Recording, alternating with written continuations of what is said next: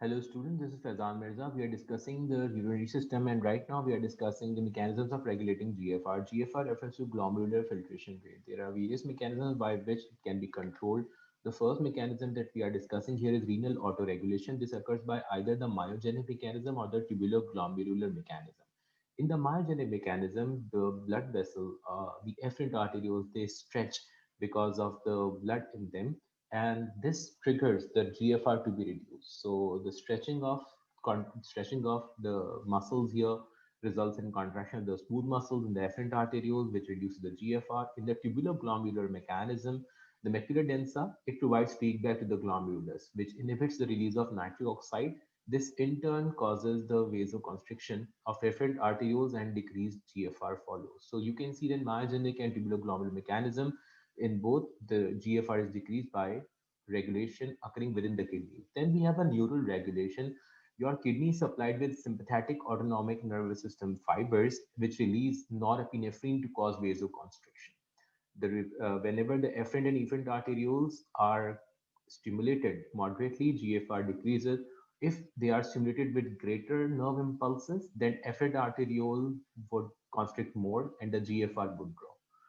Hormonal regulation, there are the hormones involved. Angiotensin 2, it reduces GFR. It's a potent vasoconstrictor of efferent and efferent both, whereas atrial natriuretic peptide, which increases GFR, it stretches the atria and causes a release, which causes its release. So basically, it's coming from the heart, atrial natriuretic peptide. This is one hormone coming from the heart that controls regulate the GFR in your kidneys.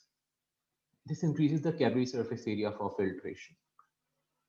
When we're discussing the next topic, tubular reabsorption, tubular secretion, in reabsorption, most of the filtered solutes and water, they are reabsorbed in the proximal tubule. So proximal tubule basically is the largest, giving the largest contribution in reabsorption, active and processes. Both secretion mainly occurs in various parts of nephron, but primarily we'll be discussing them in loop of Henle and collecting duct and distal tubule. In these, the secretions, they help in regulation of blood pH and eliminate substances from the body. Reabsorption of solute basically occur in a paracellular pathway. What is paracellular pathway? Between adjacent tubule cells. Tight junctions do not seal off the interstitial fluid from tubular fluid completely. Passive transport can occur, but transcellular reabsorption occurs through an individual cell, that the substance will enter the cell and will cross the cell and will leave it on the other side. The transport mechanisms involve sodium, which is important in the reabsorption of co-transport of various solutes. There is sodium-potassium pump, sodium-driven active transport. Transport maximum is reached when maximum capacity of these channels have been reached. The obligatory and facultative water reabsorption occur. Obligatory water reabsorption basically means that whatever the solute will be absorbed into the blood, water will follow. So that's called as obligatory water reabsorption. Here you can see the reabsorption taken by the roots of paracellular and transcellular. You can see these are the protubule cells. They have microvilli facing the tubule cell and the peritubular capillaries present at the back. You can see that in between tight junctions, sodium ions can very well pass through. This is paracellular reabsorption. But sodium ion when entering through the cell and passing to the other end, this is the transcellular pathway. Tight junctions are present between the regions of between two adjacent cells. The region of the cell's membrane facing the fluid is called as the apical membrane, and the one facing the blood vessel is called as the basolateral membrane.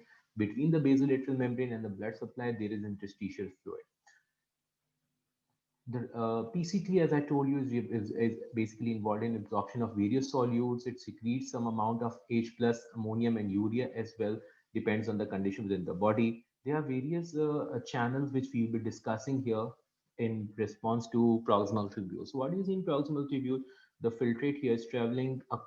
These are the tubule cells. On the basolateral membrane of the tubule cell, here you have the sodium potassium pump. The sodium potassium pump pushes out sodium from here and pushes it into the interstitial fluid, which goes into the blood. So basically the cell here is having a low sodium concentration. This causes the co-transporter on the apical surface to allow two sodium ions and glucose to enter together and they both get absorbed into the blood.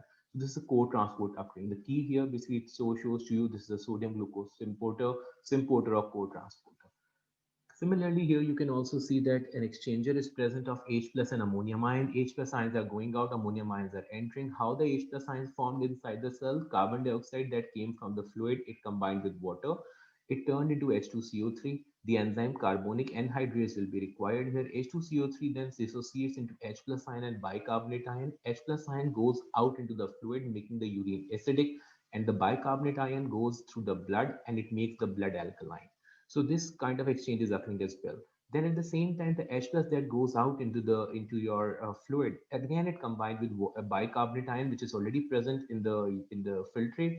It makes H2CO3, again it turns into water and carbon dioxide. Carbon dioxide comes in. So basically you can see that both these are actually, you can say, related to one another. In loop of Henle, there are some other mechanisms occurring where primarily sodium and potassium and a bit of chloride and water is being reabsorbed. How these actually function? There is an Na plus K2Cl symporter in the thick ascending limb of loop of Henle. This is the thick ascending limb cell. You can see that potassium, 2Cl, and one sodium, all four things are entering together into the cell. So two negative ions and two positive ions enter together.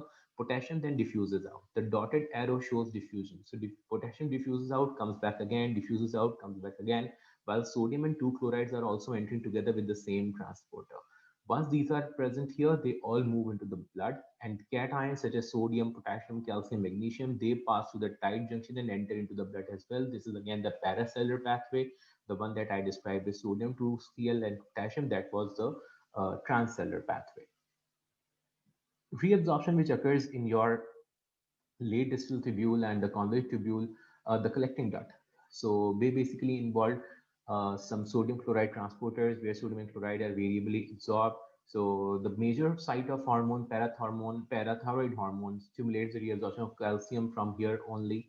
Reabsorption and secretion occurs in the late distal tubules. The solutes that are filtered, they are reabsorbed accordingly. Intercalated cells and principal cells are of utmost importance. Principal cells are the ones which reabsorb sodium and they secrete potassium. So they are the ones which are involved in pushing potassium out of your blood and into the urine. That's why your blood or your body fluid are kept at a constant level of potassium. All the excess potassium goes out in your urine. Whereas the intercalated cells, they reabsorb the potassium depending on the homeostasis level and bicarbonate ion as well. But the intercalated cells, they secrete H plus ion. So H plus ion, when they go out, they acidify the urine. So body actually is losing all the excess H plus ion that can cause the body pH to otherwise decrease. Hormonal regulation, and there are three hormones which are mentioned here. Angiotensin 2, when blood volume and blood pressure decrease, it stimulates, it decreases the GFR, it enhances the reabsorption of sodium chloride water in the proximal convoluted. Aldosterone, when the volume of blood pressure decreases, it stimulates principal and collecting duct cells to reabsorb more sodium and chloride and secrete more potassium.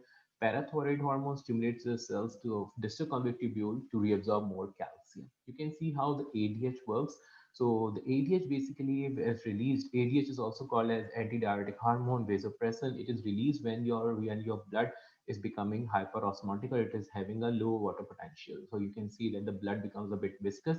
In that condition, your blood will send the content of of water and salts in blood will stimulate the hypothalamus, which is monitoring this, to cause the pituitary gland to release the hormone ADH. So osmoreceptors are there in the hypothalamus. They release from nerve impulses, and the posterior pituitary they release ADH. ADH goes to the to your principles and your collectors principles and the collecting ducts. They basically then cause the water to be reabsorbed accordingly. So when water comes back into the blood, the level of water rises, and the loop is inhibited. Dilute and concentrated urine are present or are presented when you have a low ADH or a high ADH. Absence of low ADH produces dilute urine. High levels of ADH produces more concentrated urine. That's why it's called as antidiuretic hormone. In the formation of dilute urine, glomerular filtration rate basically the glomerular filtrate has the same osmolarity as blood. Your blood is having the osmolarity 300 milliosmoles per liter. This must be kept in mind. The fluid leaving PCT is also isotonic to plasma, but when it comes to the loop of Henle, the tonicity changes. How the dilute urine is formed, you can see in this figure that the filtrate is descending into the loop of Henle and it is ascending into the loop of Henle. The ascending loop of Henle pushes out sodium and chloride out into the interstitial spaces, and water is reabsorbed from the descending limb.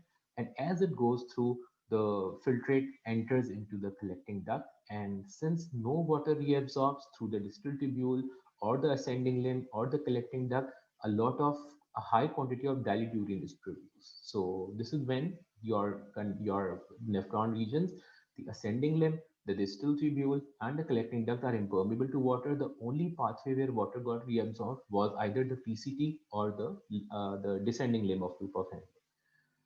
When we have a concentrated urine forming, the same thing happens, but now in concentrated urine, more water will be reabsorbed from these counter current exchange in the loop of Henle, and this is occurring because more salt will be reabsorbed, so more water will be reabsorbed as well. This ensures that high concentration of solutes are passed on with low water, so water is reabsorbed into the blood.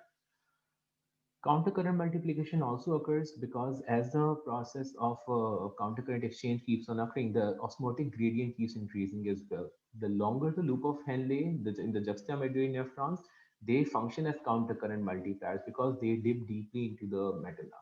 The symporters in thick ascending loop of Henle, they cause buildup of sodium and chloride in the medulla. The cells are impermeable to water. As I already discussed, that thick ascending limb is impermeable to water. The countercurrent flow establishes a gradient as reabsorbed sodium and chloride become increasingly concentrated. So cells in the medulla, they end up reabsorbing a lot of sodium and chloride as well as water and urea. Urea recycling causes buildup of urea in the renal medulla. So urea also concentrated in the medulla, sodium and chloride also concentrated in the medulla. So the longer the loop of Henle, the more countercurrent multiplication keeps occurring. So more ions and solutes keeps coming into the medulla. Countercurrent exchange occurs, as I already mentioned to you, that all the countercurrent mechanisms which are causing the blood to lose its solutes and water, the filtrate to lose its solute, the filtrate lose salts and solutes from the ascending limb and the water from the descending limb. So these all they goes to the vasa recta. Vasa recta cave is the blood vessel in the loop of Henle. It basically takes the blood away from the medulla to the cortex, and as a result, it takes that away. The concentration on the of medulla can be maintained. This is the diagram that you can see. You can see the countercurrent exchange occurring. How countercurrent exchange occurs? This is the distal the descending limb of loop of Henle. This is the ascending limb. The descending limb keeps losing water. The ascending limb keeps losing the sodium and chloride. And when this is being lost, the vasa recta, it is having blood flow in the opposite direction. For example, the vasa recta, which is facing the ascending limb, the filtrate will be ascending up and the blood will be descending into the medulla. And the vasa recta, which is facing the descending limb, the filtrate will be descending and the blood will be ascending. So this is why we say there's a counter current. You can just go through the points 1, 2, 3, and 4 here, and you can see how this exchange is occurring. So this is basically the summary of how reabsorption occurs in various parts of the nephron. Proximal tubule basically is involved in reabsorption of maximum solutes and maximum water. All the list of solutes are mentioned here. Various transport proteins are involved. In loop of Henle, countercurrent exchange occur primarily water, sodium, potassium, chloride, carbonate, bicarbonate, calcium, magnesium, and water are basically reabsorbed. Urea is secreted. Just keep in mind what components are reabsorbed and what are secreted. In PCT, secretions of H plus ion, ammonium ions, urea, and creatinine occur. In loop of Henle, you have urea being secreted. When we come to the distal convolute tubule, and the late distal convolute tubule and the collecting ducts, the things change in such a way that basically reabsorption occurs in the early distal tubule with no secretion occurring, but the late distal tubule and the collecting duct, they end up secreting potassium and H plus ions by the help of the principles and the intercalated cells, as I discussed. The filtrate that goes out from the collecting duct will be the urine, and we discussed this already that the renal capsule, the renal corpuscle is having the glomerular filtration occurring because the bunch of vessel glomerulus will be here, which will be present in the Bowman's capsule. So the filtrate gets collected here. The black arrows represent the flow of filtrate from the Bowman's capsule into the proximal tubule, down the descending limb, up into the ascending limb, through the distal convolute tubule, and down the collecting duct. This is it for now. Thank you so much.